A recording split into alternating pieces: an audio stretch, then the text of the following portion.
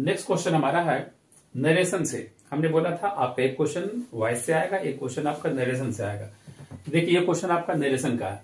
बोलता है Samuel said Swaminathan where is your homework. Exam में ज्यादातर याद रखिएगा इंट्रोगेटिव और डब्ल्यूएस क्वेश्चन, ये दोनों से अगर नरेशन में से देता है तो ज्यादातर क्वेश्चन चाहे आपका इंट्रोगेटिव से होगा या डब्ल्यूएस क्वेश्चन से होगा। तो इंट्रोगेटिव में हमने क्या बताया था कि इंट्रोगेटिव में एक्चुअली में जहां पर सेट टू को टोल्ड लिखते थे इसमें आपको आस्क लिखने पड़ेगा, एक हो गया। डब्ल्यूएस क्वेश्चन में सेट टू को टोल्ड लिखते थे इसमें आस्क, यानी दोनों में आपको आस्क यूज करना पड़ेगा। एक इंट्रोगेटिव में क्या है, इफ वेदर आप यूज कर सकते हैं, लेकिन डब्ल्यूएस क्वेश्चन में इफ वेदर यूज नहीं कर सकते हैं। इंट्रोगेटिव और डब्ल्यूएस क्वेश्चन में दैट का यूज कहीं भी नहीं होगा। अगर आपने दैट का यूज कर दिया मतलब आपका क्वेश्चन रॉन्ग हो गया। तो ये क्वेश्चन आपका कहीं ना कहीं क्या बोलता है, वेयर इज योर होमवर्क। तो ये वेयर इज योर होमवर्क ये कहते हैं डब्ल्यूएस क्वेश्चन है। तो डब्ल्यूएस क्वेश्चन इसमें आपका जो है सेट टू का जो है टोल्ड का तो यूज होगा नहीं। सेकंड क्या है, इफ वेदर का यूज होगा नहीं। थर्ड क्या है, दैट का यूज नहीं होगा। बस आप ये याद रखिएगा SON सन 1 2 3 इसके द्वारा आप सोल्व कर सकते हैं। चलिए तो हम लोग सोल्व करते हैं। पहला आपका क्या है, सैम्यूल है। सैम्यूल जो बातें हो रहा है किससे, स्वामीनाथन से। तो सैम्यूल आस्क कर दिएगा किससे, स्वामीनाथन से। स्वामीनाथन से, ठीक है, स्वामीनाथन से। हमने कहा था कि डब्ल्यूएस क्वेश्चन में इफ हो, वेदर हो, दैट हो, कुछ भी नहीं लगता। तो यहां पर क्या वेयर है, तो वेयर को आप वेयर उतार दिए, इसमें कुछ चेंजिंग नहीं करना है। अब आपके देखिए पर्सन, यहां पर ऑलरेडी योर होमवर्क, योर कौन person, second person. Second person किसके अनुसार है, ऑब्जेक्ट के अनुसार।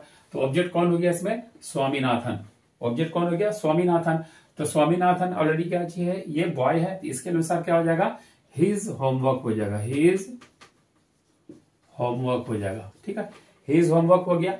अब देखिए इसका भी काम खत्म। अब बच रहा इज, तो इज एम आर का V2 का होता, वाज वेयर होता, तो यहां पर क्या हो जाएगा, वाज हो जाएगा। यानी आंसर आपका होगा Samuel asked Swaminathan where his work was. अगर आप ऐसा बनाते हैं तो ये आपका जो है सही आंसर होगा। नेक्स्ट क्वेश्चन देखता हूं।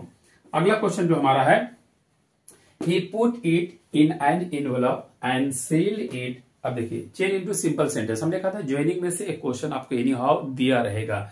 ये क्वेश्चन आपका है ज्वाइनिंग में से है।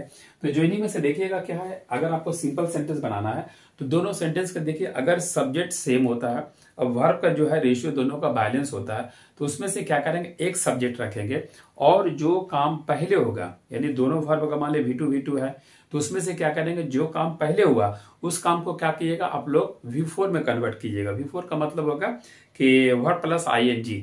अगर वर्ब प्लस ING मतलब V4 हो गया, V4 में कन्वर्ट करते हैं तो नेचुरली ये सेंटेंस अपने आप बन जाएगा, क्या चीज, सिंपल सेंटेंस बन जाएगा। तो यहाँ आपको क्या बोला, सिंपल सेंटेंस बनाने बोल रहा।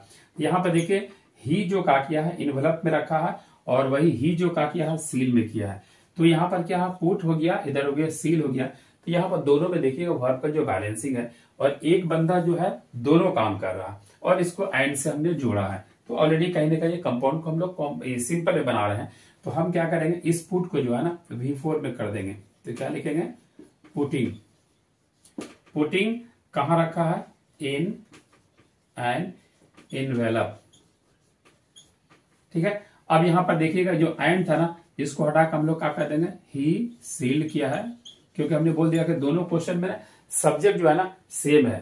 तो ही सील, किसको सील किया है, इट को किया है, ही सील इट। ऐसे रखने से आपका आंसर हो जाएगा। तो चलिए एक बार देख लीजिएगा, हमने क्या बोला था, ये putting in an envelope he sealed it.